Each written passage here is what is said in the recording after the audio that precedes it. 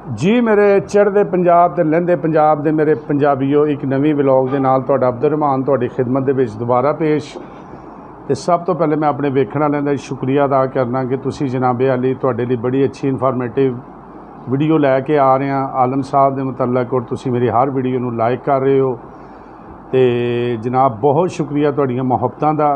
ਲੇਕਿਨ ਜਿਹੜੇ ਦੋਸਤਾਂ ਨੇ ਅਜੇ ਤੱਕ ਮੇਰੇ ਚੈਨਲ ਨੂੰ ਸਬਸਕ੍ਰਾइब नहीं किया उन्होंने अगे रिक्वेस्ट है कि बराए मेहरबानी मेरे चैनल में सबसक्राइब जरूर करो तो नाल दिते गए बैल आइकॉन का बटन है काला जिहा उन्होंने इंज जरूर दबा दिया करो ताकि इस तरह की मजीद वीडियो भी तुसीं वेखदे रहो। तो अज असी तुहानूं आलम साहब का एक वो किस्सा सुनावांगे कि जिहड़ा इस तो पहले यूट्यूब ते तुहाडे कोल किसी बंदे ने नहीं सुनाया होना, और मैं जिहड़ा व्लॉग भी बनाना इंशाअल्लाह मेरा चैलेंज है कि उहदी तस्दीक करनी होवे इंशाअल्लाह ताला तो कोई भी उहदे विच झूठ नहीं होएगा और मैं उन्होंने साबित भी करांगा जिस बंदे नूं शक होवे। अज एक वाक़या तुहानूं सुनाउण लगे हाँ जिहड़ा कि आलम लोहार साहब दे नाल उन्हां दे एक ढोलक बजांदा सी बंदा, ते उहदा पूरा पता भी दसांगे और ये वाक़या सानूं उन्हें सुनाया ते अज भी वो जिंदा है, और जिस बंदे ने तस्दीक करनी होवे वो बंदा उन्होंने मिल सकता है और तस्दीक भी कर सकता है। तो उस बंदे का नाम है जनाब जिस जगह पर आलम लोहार साहब का एक्सीडेंट होया सी शाम के भट्टियां, उत्थों के रजाक भट्टी साहब ने उन्होंने पिंड का वो बंदा है नत्था शेख उहदा नाम है, जिहड़ा आलम साहब के नाल ढोलकी वजांदा हुंदा सी। उन्हें जनाब सानू एक किस्सा सुनाया तो मैं क्या अपने वेखण वाले नूं, क्योंकि मैं अपने हर व्लॉग दे विच दसना कि लोग आलम साहब की ना एक एक गल एक एक वाक़या एक एक उन्हां दी अदा वो सुनना चाहते ने, जिन्हां ने नहीं उन्होंने वेख्या उन्हां दे किस्से सुनना चाहते हैं। तो असी भी तुहाडी खातर इहो जिहे किस्से उन्हां दे नाल दे जिहड़े जिहड़े बंदे ने उन्हां कोलों हकीकत ते मबनी जिहड़े ने ना वो तुहाडे तक पहुँचाउण दी कोशिश करने आ। ते अज दा वाक़या जनाब ये सानू नत्था शेख साहब शाम के भट्टियां वाले उन्होंने सुनाया जिहड़े कि आलम साहब दे नाल सी। ते ये वाक़या हैगा आलम साहब दे दौर दा कि गुजना वाले एमनाबाद मोड़ ते एक मेला लगा, तो उस मेले च जनाब इनायत हुसैन भट्टी आशिक जट यह दो बंदियां ने जनाब उन्हां दौरां बहुत ज़्यादा ट्रकों के समान समून अगे पिछे लोड करना पैंदा सी। थिएटर पहले दिने अपने लाने पैंदे सी ते शाम नूं जिहड़े गुलूकार हुंदे सी ना उन्होंने उन्होंने परफॉर्म करना हुंदा सी।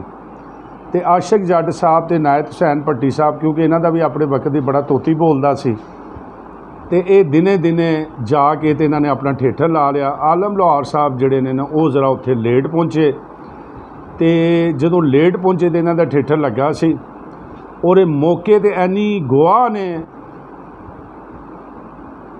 नत्था शेख साहब जिन्हां दे सामने गल हुई कि आशिक जट ते इनायत हुसैन भट्टी साहब आलम लोहार साहब को चल के खुद आए, और उन्होंने कहा कि आलम साहब असी थिएटर ला चुके हैं तो तुहाडे तो पहले असी ला चुके हैं, तुसी लेट भी आए जे, तो तुसी बेहतर है कि इस तो अगला मेला तो तुसी जाके अपना थिएटर जिहड़ा ना उत्थे ला लवो। तो कहंदा है कि नत्था शेख साहब दसदे ने कि आलम साहब ने उन्होंने कहा कि जे तो तुसी आए हो एक इखलाकी तौर ते मैं थिएटर इत्थे नहीं लांदा, तो जे तुसी कहो कि तुसी दोवें रल के ते मेरे नाल मुकाबले दे थिएटर करना चाहते हो तो फिर थिएटर में लाना ही लाना है, तो चाहे मेरे थिएटर 10 बंदे आन तो चाहे मेरे थिएटर 50 बंदे आन। तो जनाबे अली इस गल तो बाद फिर आलम लोहार साहब ने उत्थे अपना थिएटर नूं गढ़ लिया, तो उन्हें कहा तुसी रात नूं भी दौड़ना है। ये आशिक जट ते इनायत हुसैन भट्टी साहब ने कहा तो उहदे नालों बेहतर है कि तुसी हुण ही फिर चले जाओ। उन्हें अगों जवाब दिता कि उन्हें कहा जो ये गल है तो फिर ठीक है। उन्हें शाम के टाइम अपना थिएटर जिहड़ा ना उन्होंने तैयार कर लिया, तैयार करके तो शुरू कर लिया। और नत्था शेख साहब अज मैं तुहानूं बार बार कहना कि शाम के भट्टियां मौजूद है, जिस बंदे ने तस्दीक करनी अगर ये वाक़या झूठा होवे तो वह मैं जिम्मेदार होवांगा, चैक कर सकते हो। तो पूरी रात फिर आलम साहब ने खलो के स्टेज से गाया, उत्थे दो सी, एक कल्ला बब्बर शेर कल्ला सी, तो पूरी चस दवाई। तो उस दौर दे विच जिन्हां जिन्हां लोकां ने इन्हूं सुनिया रजाक भट्टी साहब उत्थे मौके ते कहंदे ने मैं मौजूद सी, तो चस आई ਤੇ ਉਹਨਾਂ ਦੋਵਾਂ ਨੂੰ ਇਹਨਾਂ ਨੇ ਪੂਰੀ ਰਾਤ ਇਕੱਲੇ ਨੇ ਮੁਕਾਬਲਾ ਕਰਕੇ ਤੇ ਦੜਾਇਆ। ਇਹ ਵਾਕਿਆ ਇਸ ਤੋਂ ਪਹਿਲੇ ਤੁਹਾਨੂੰ YouTube ਤੇ ਕਿਸੇ ਨੇ ਨਹੀਂ ਸੁਣਾਇਆ ਹੋਣਾ। ਇਹ ਉਹ ਬੰਦੇ ਨੇ ਜਿਹੜੇ ਆਲਮ ਸਾਹਿਬ ਦੇ ਨਾਲ ਹੁੰਦੇ ਸੀ। ਤੇ ਉਮੀਦ ਹੈ ਮੇਰੀ ਅੱਜ ਦੀ ਵੀਡੀਓ ਤੁਹਾਨੂੰ ਜ਼ਰੂਰ ਪਸੰਦ ਆਈ ਹੋਵੇਗੀ। ਤੇ ਬਰਾਏ ਮਿਹਰਬਾਨੀ ਇਹੋ ਜਿਹੀਆਂ ਵੀਡੀਓ ਆਪਣੇ ਦੋਸਤਾਂ ਯਾਰਾਂ ਨੂੰ ਜਾਂ ਜਿਹੜੇ ਆਲਮ ਸਾਹਿਬ ਦੇ ਫੈਨ ਨੇ ਉਹਨਾਂ ਨੂੰ ਸ਼ੇਅਰ ਵੀ ਕਰਿਆ ਕਰੋ।